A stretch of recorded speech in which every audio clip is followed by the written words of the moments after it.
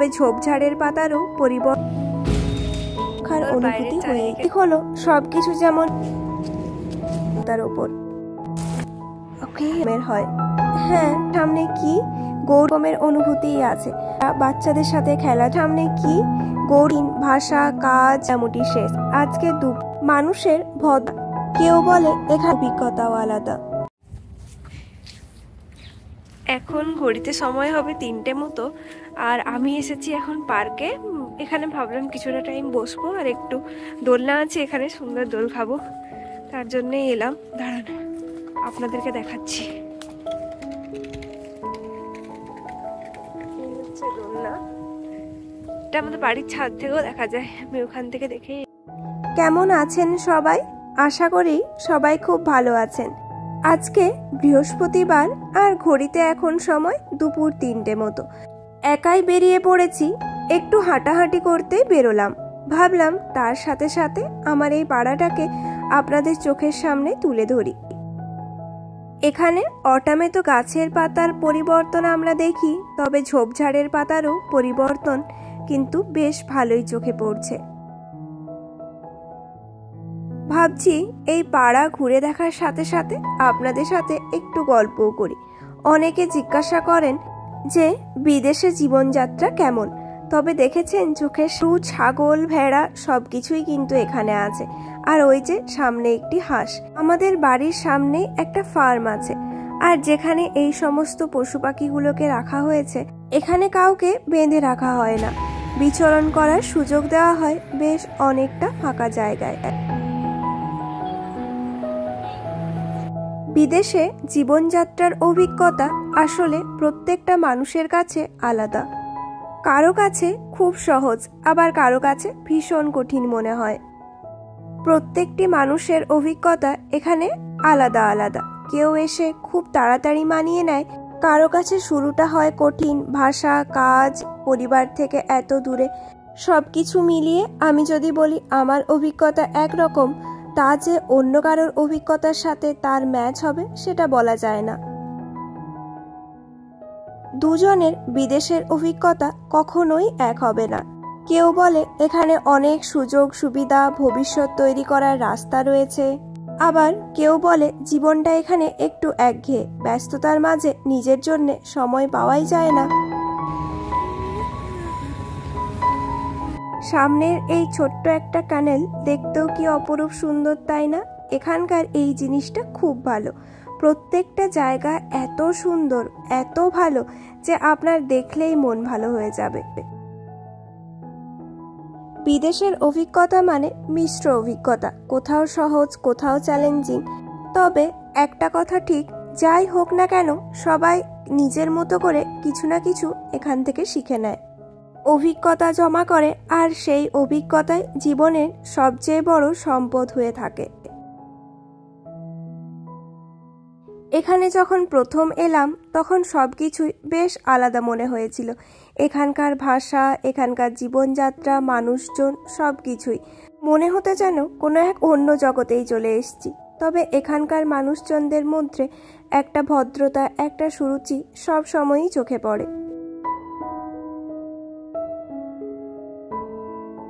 মানুষের ভদ্র মার্জিত স্বভাবের পাশাপাশি যেটা সব সময় আমাকে আকর্ষণ করে সেটা হলো এখানকার প্রাকৃতিক পরিবেশ।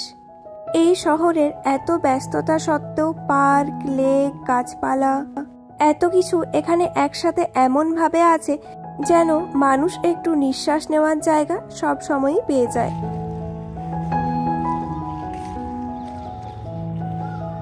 বিদেশে এসে সাধারণত মানুষের যে ব্যাপারটা চ্যালেঞ্জ হয়ে দাঁড়ায় সেটা হলো এখানকার খরচ।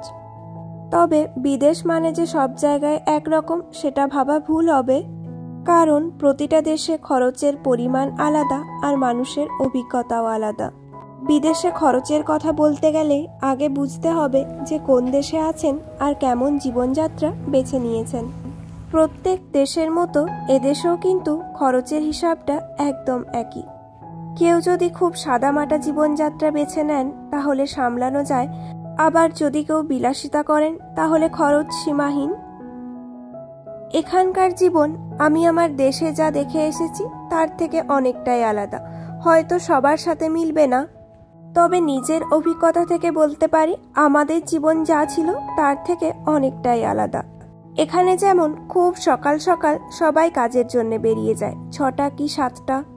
আবার যেমন দেশে দেখতাম আমাদের ওইখানে দোকানপাট খোলা থাকে খুব রাত্রির অবধি, সেটা খুবই সুবিধারও ব্যাপার। তবে এখানে কিন্তু বেশিরভাগ দোকান 6টা 7টার মধ্যেই বন্ধ হয়ে যায়। আর দোকানে যদি একবার বন্ধের সাইন পড়ে যায়, সেই দোকান যদি খোলাও থাকে তাও তারা আপনাকে জিনিস বিক্রি করবে না। রোজকার রুটিন এখানে অনেকটাই টাইম টেবিল মেনে চলা। অফিস, স্কুল, বাজার সমস্ত কিছু নির্দিষ্ট সময়ে শুরু, নির্দিষ্ট সময়ে বন্ধ। গাড়ি ঘোড়া থেকে শুরু করে অ্যাপয়েন্টমেন্ট সমস্ত কিছুই নির্দিষ্ট সময়েই করতে হয়। এর ভালো দিকও আছে, আবার খারাপ দিকও আছে। ভালো দিক হলো সবকিছু যেমন নির্দিষ্ট সময়ে শেষ হয়, ঠিক সেরমভাবে কোনো দিন যদি আপনি 1-8 মিনিট লেট হয়ে যান, কোনো কিছুই আপনার জন্য কিন্তু থেমে থাকে না। যেমন অ্যাপয়েন্টমেন্ট 10টা 30-এ মানে 10টা 30-এই পৌঁছাতে হবে, 10টা 31 হয়ে গেলে কিন্তু সেটি আপনার জন্য আর অপেক্ষা করবে না। আরও একটা জিনিস খুব চোখে পড়ে এখানে, যেটা আমার খুবই ভালো লাগে, কাজের পর মানুষ পরিবারকে সময় দেয়। পার্কে আসা, হাঁটাচলা করা, বাচ্চাদের সাথে খেলাধুলা করা। এখানে সকাল দুপুর রাত যখনই পার্কে আসুন সব সময় মানুষজন দেখতে পাবেন। আমাদের ওখানে ভেবেছেন কখনো যে দুপুরে যেয়ে কেউ পার্কে বসে আছে বা সকাল দুপুরে কেউ ঘুরে বেড়াচ্ছে এমনি এমনি? কখনোই দেখা যায় না। এখানে বেশিরভাগ মানুষকেই দেখবেন ভীষণ ভদ্র, সাহায্য করতে ভালোবাসে, তবে আবার একটা দূরত্বও বজায় রাখেন। এখানে দেখেছি কেউ কারো বাড়ি না বলে যায় না, তবে এখানকার আইন শৃঙ্খলা এতটাই স্ট্রং যে সব সময় একটা সুরক্ষার অনুভূতি হয়েই থাকে। আবহাওয়া সত্যিই খুব ভালো, বিশেষ করে এখন যেহেতু কালার চেঞ্জের সময়, যার জন্য আরো সুন্দর লাগছে দেখতে। চলুন এখানে এখন আধ ঘন্টা মতো বসে থাকবো, তারপরে বাড়ির দিকে যাব। এখনো অনেকটা টাইমই হাতে আছে, তো আরামসে এই পুরো জায়গাটা এনজয় করি।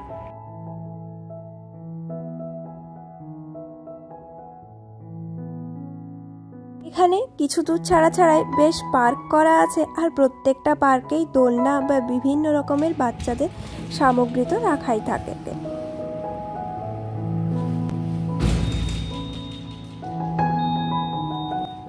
পার্ক থেকে বাড়ি চলে আসলাম।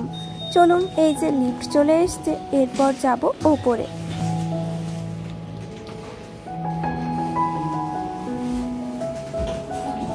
বিদেশের জীবন কেমন, এটা এক বাক্যে ব্যাখ্যা করা কঠিন। প্রত্যেকের অভিজ্ঞতা আলাদা, সবকিছুই নির্ভর করে মানুষের মনোভাব আর মানসিকতার ওপর। পৃথিবীর যে প্রান্তেই থাকুন না কেন, সুখ বা দুঃখ, মানুষের আনন্দ বা খুশি সবগুলোই একই রকমের হয়। হ্যাঁ, তবে বিভিন্ন দেশের পরিবেশ, সেখানকার সিস্টেম, সুযোগ সুবিধা সেগুলো তো আলাদা হবেই। কোথাও গরম, কোথাও ঠান্ডা, কোথাও আয় বেশি, কোথাও কম, তবে দিনের শেষে মনের সুখ বা দুঃখ সবই নির্ভর করে নিজের মন আর মানসিকতার উপর।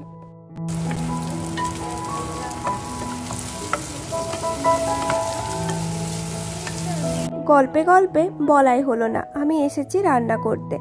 আজকে ভাবলাম একটু পাকিস্তানি স্টাইলের একটা রাইস বানাবো, আর ওইদিকে চিকেন বসিয়ে দিয়েছি, দুটো একসাথেই হতে থাক।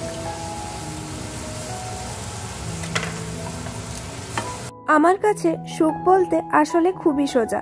আমার পরিবারটা ভালো থাকুক, সবাই ভালো আর সুস্থ থাকলে সবকিছু তো এমনি এমনি হয়ে যাবে।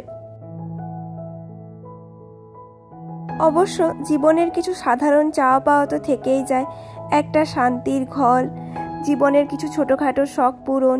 মানুষ জাতি তো আমরা, এগুলোর ঊর্ধ্বে যাওয়া একেবারেই অসম্ভব বলে দেওয়াই ভালো। পেঁয়াজগুলো বেশ ভালোভাবে ভেজে নিলাম। প্রথমে তেল, কারি পাতা, লঙ্কা, পেঁয়াজ দিয়ে ভালোভাবে ভেজে নেওয়ার পর ওপর থেকে 1/2 টেবিল স্পুন মতো নুন দিলাম। এরপর এর মধ্যে চাল দিয়ে দেব। আমি গোবিন্দভোগ চাল ব্যবহার করেছি, আপনারা চাইলে দেরাদুন রাইসও ব্যবহার করতে পারেন।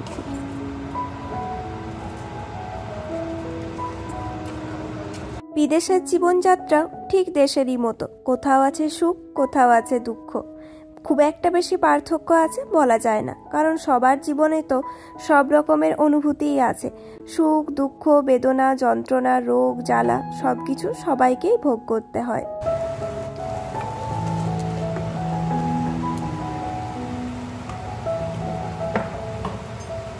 আমার মনে হয় জীবনের আনন্দ, সুস্থ সবল মন আর শরীর এগুলো কোনো এক জায়গার সম্পত্তি নয়।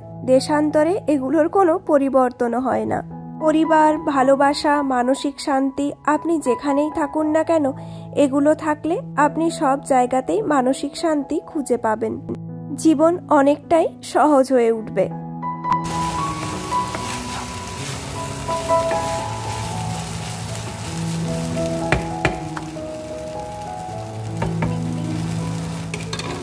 পেঁয়াজ, ঘি আর গোবিন্দভোগ চাল ভাজার যে একটা এত সুন্দর গন্ধের উৎপত্তি হয়েছে, পুরো ঘরটা গন্ধে একদম মম করছে। তবে এখন যেহেতু শীতকাল পড়তে চলেছে, তার জন্যে কিছু কিছু সময় আমি সেন্টেড মোমবাতি জ্বালি, যাতে এই গন্ধটা খুব একটা বেশিক্ষণ স্থায়ী না হয়। দেখুন, জল দিয়ে দিলাম, এরপর এটা 15 মিনিট মতো ফুটলেই আমার ভাত রেডি।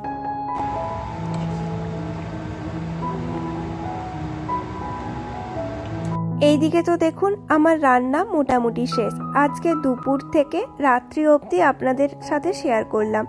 অবশ্যই কমেন্ট করে জানাবেন আপনাদের আমার এই ভিডিওটা কেমন লাগলো। যদি ভালো লাগে তাহলে অবশ্যই একটা লাইক, কমেন্ট, শেয়ার করবেন। সবাই ভালো থাকবেন আর সুস্থ থাকবেন। দেখা হবে পরের নতুন একটি ভিডিওতে। ওকে।